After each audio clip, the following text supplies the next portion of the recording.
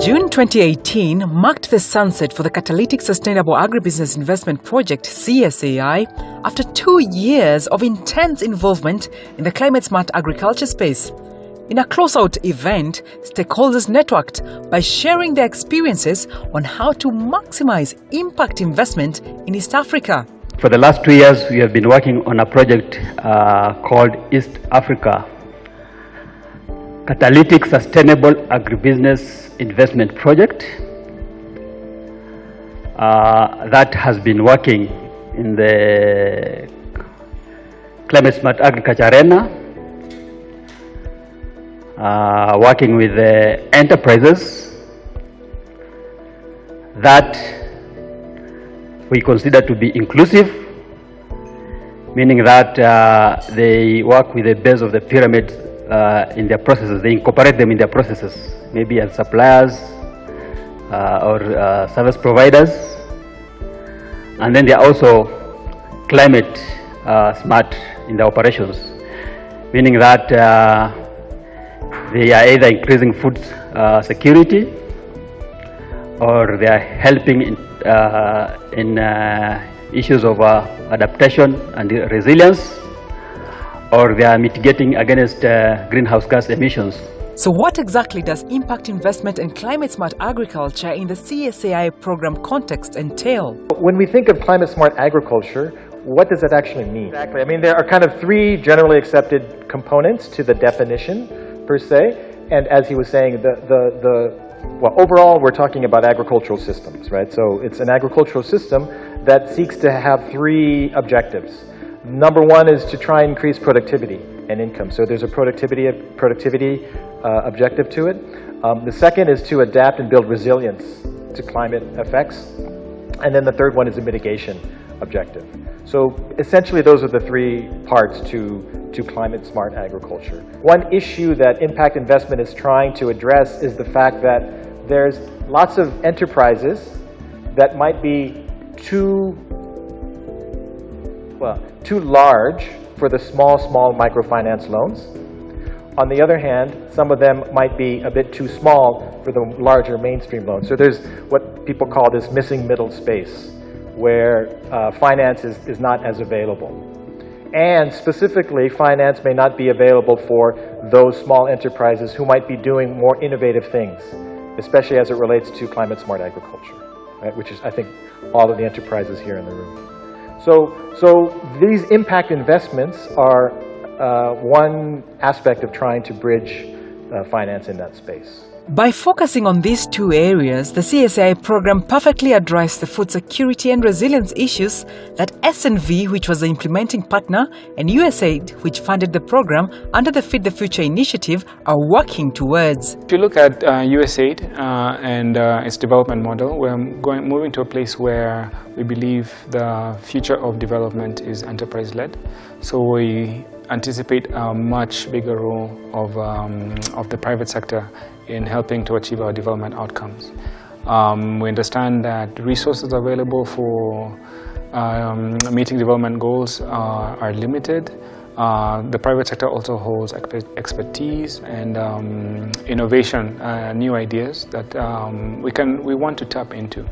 And so for me, I believe a project like the CSAI is a good demonstration of a new way for development partners and donors like USAID to start working with players from the private sector to addressing some of the challenges, whether it's to meeting our food security goals, reducing poverty, improving nutrition outcomes in households, and improving resilience of communities. Over the 2 years, the project had managed to work with 31 firms, 26 of which were Kenyan and 5 from Ethiopia. The companies ranged from the following subsectors: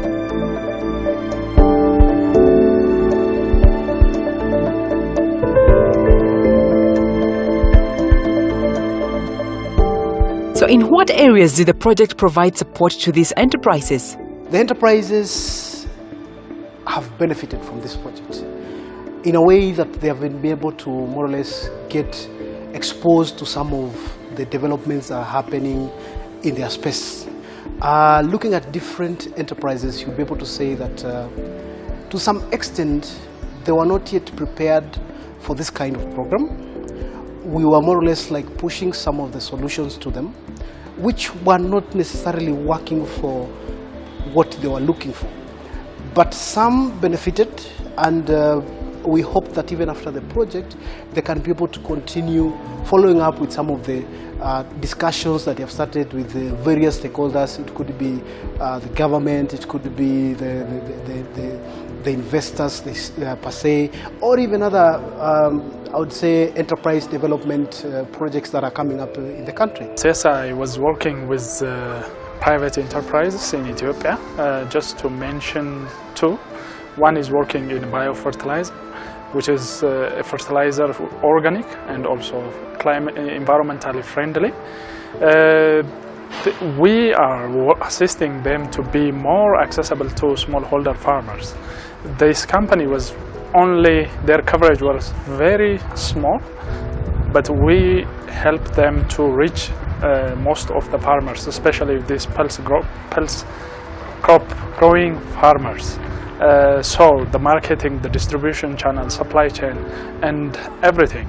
Now they able to, expand their coverage more than 10%. This platform was also an opportunity for investor matchmaking firms to shed light on their experience while working with some of these enterprises. In the beginning, it was quite hard to get a sense of where they were at in terms of sharing information, even with us and both SNV.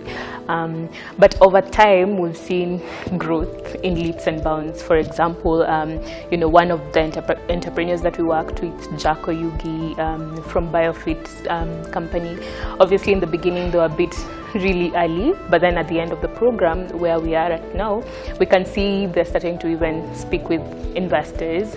Some of the entrepreneurs from SNV side have been incubated at KCAC, and where we are supporting them with advisory and also access to finance opportunities like POC and proof of concept financing. I'm also aware that during the Sankarab event that took place in March this year, out of that event, whereby our entrepreneurs and the entrepreneurs that were trained, they have been able to start conversations with different investors. If well adopted, the technical and business advisory support provided to these firms will greatly transform how they expand their businesses. Initially, we started Biofit as a kind of a hobby where we were doing something we were passionate about. However, we didn't have that business aspect of it. So from the time we got together with the organization, we've really improved our ability to do business, or to put the business aspect of our passion into it. And as per now, we can say that we can be able to know what to do. We know what the investors want. We have also been able to expand in terms both in aspects of technical and also on aspects of capital. Developing the technology, but now we are doing on the business part of our project was really it was not well done, and then now through CSAI project we are developing business plans which will help us in the future, which will help us to modify how we go on in the next phase of our project. The program also provided urgently needed business linkages to enterprises.